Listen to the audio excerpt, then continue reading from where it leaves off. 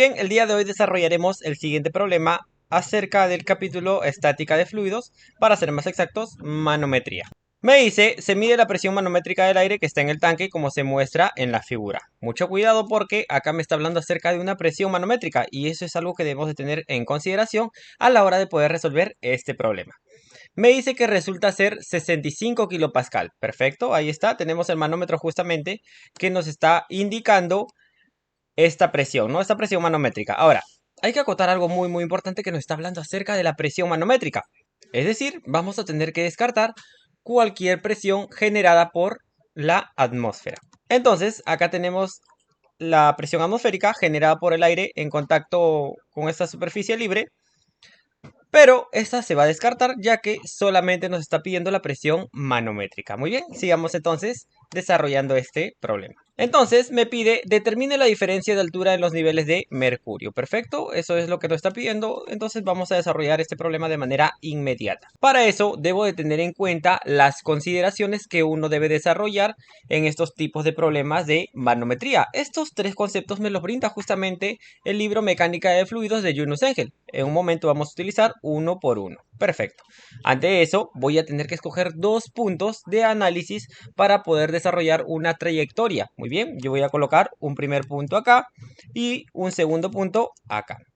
Algo que podemos observar que este punto se encuentra en el aire y este segundo punto se encuentra en la superficie libre, es decir, en la que se pone en contacto el aceite, toda esta columna de aceite con el aire.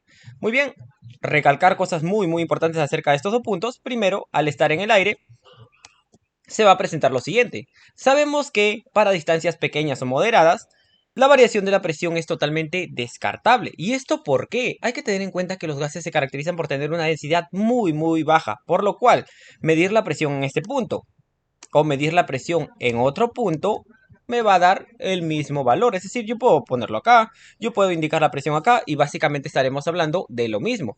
Puedo medir la presión acá y básicamente estoy hablando de lo mismo, por lo cual directamente me puedo poner en esta posición e indicar que la presión va a ser básicamente la misma que habíamos indicado en el punto 1. Ahora, vayamos al punto 2. ¿Alguna particularidad acerca del punto 2? Claro que sí. Me decía que calculemos la presión manométrica, por lo cual la presión generada por el aire en esta superficie va a estar totalmente descartada, es decir, la presión que se tiene en 2 es igual a 0. Perfecto, ahora vamos a tener que trazar trayectorias desde este punto hasta este otro punto. Por ahí me dirán, pero habíamos quedado en el punto 1. Claro que sí, pero vuelvo y repito, debido a su baja densidad, la presión que yo analice dentro de todo el gas se va a considerar la misma. Esto se cumple, ¿para qué? Para distancias pequeñas a moderadas. Además de que esto se debe a la virtud de la baja densidad con la que cuentan los gases. Muy bien, perfecto. Entonces, tracemos esta trayectoria.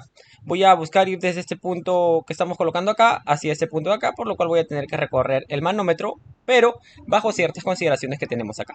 Primero me voy a dirigir hacia abajo, es decir, hacia acá.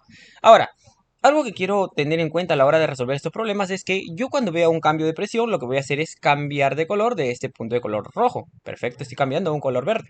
Y vamos a resaltar el siguiente concepto, ¿no? Sabemos que la presión aumenta hacia abajo y disminuye hacia arriba. Perfecto, en este caso está aumentando, claro que sí, porque estamos yendo desde arriba hacia abajo. Muy bien, este concepto hay que recalcarlo mucho.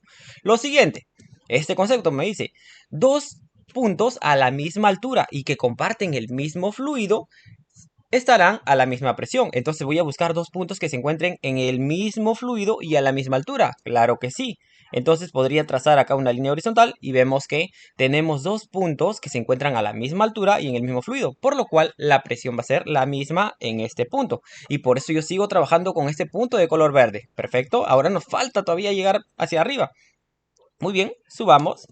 Y esto me representaría, ¿qué cosa? Un cambio de presión. ¿Qué cosa? Disminución. ¿Por qué? Porque estamos yendo desde abajo hacia arriba. Perfecto. Entonces, ya que cambió la presión, vamos a cambiarlo a otro color. Perfecto. Y por último, vayamos a hacer el último recorrido, que será ir de acá hasta el punto 2. Ustedes pueden ver que seguimos justamente la trayectoria desde abajo hacia arriba, por lo cual acá también tendremos una disminución en la presión.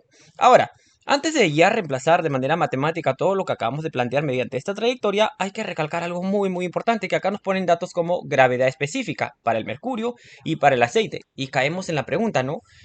No nos está dando directamente la densidad, pero sí la gravedad específica. No hay ningún problema porque este es solamente un concepto que nosotros debemos de manejar. Muy bien, a la gravedad específica también se le conoce como densidad relativa y básicamente es la relación que existe de la densidad de alguna sustancia respecto a otra sustancia referencial, que por lo general es el agua a 4 grados Celsius, es decir, la densidad de 1000 kilogramos metros cúbicos. Con esto ya podremos determinar la densidad para el mercurio y para el aceite de manera inmediata. Empecemos con el aceite. Tendríamos, en vez de poner densidad del aceite, es el producto de la gravedad específica por la densidad de la sustancia referencial, que en este caso es el agua. ¿Conocemos la gravedad específica para el aceite? Claro que sí, 0,72. La densidad del agua, 1000 kilogramos metros cúbicos. Perfecto, entonces la densidad del aceite me vale 720 kilogramos metros cúbicos. Hagamos lo mismo para el mercurio sin ningún tipo de problema. Lo mismo, en vez de poner solamente densidad, voy a poner densidad del mercurio, gravedad específica y densidad de la sustancia referencial, que en este caso es el agua. Perfecto. La gravedad específica del mercurio, 13,6. La densidad del agua, 1000 kilogramos metros cúbicos, por lo cual la densidad del mercurio me vale 13.600 kilogramos metros cúbicos. Entonces ya tenemos todo para trabajar este problema. Vayamos a realizar el planteamiento de la trayectoria de manera matemática. Este primer punto, que tiene la misma presión que este, le llamaremos solamente presión 1. Muy bien, perfecto.